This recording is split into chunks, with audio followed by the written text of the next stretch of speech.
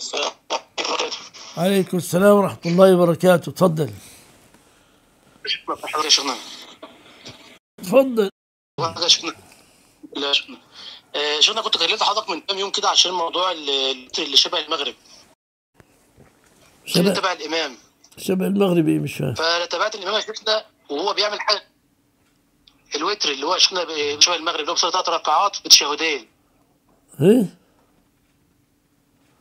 مش فاهم. الوتر الذي يا شيخنا اللي فيه تشهدين. ايه كنت كلمت حضرتك من يومين عشان خاطر الوتر.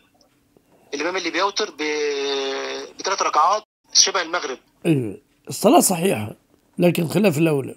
شيخنا بس ايه؟ شيخنا بس بقول لحضرتك اللي هو بيعمل حاجه كده. في الركعه الثالثه بيكبر بعد ما يخلص القراءه. وبعد كده بيقف دي ثانيه كده وبعد كده بيكبر تكبيره الركوع. هل الفعل ده ثبت عن النبي صلى الله عليه وسلم؟ ايه هل ثبت عن النبي صلى الله عليه وسلم ان هو يكبر بعد الفاتحه؟ يكبر لهوي للركوع ولا يكبر ايه مش فاهم. هو بيكبر وبيقف دقيقه كده وبعد كده بيكبر تاني للركوع. تكبيرتان وهو هل ده واقف. ثبت عن لا مو ثابت. تكبيرتين؟ لا مو ثابت. يعني كده. ما خلاص مش ثابت. يعني واحد الله أكبر وقرأ الفاتحة، انتهى من الفاتحة قال الله أكبر وما زال واقف دقيقة وبعدين قال الله أكبر لهوي للركوع.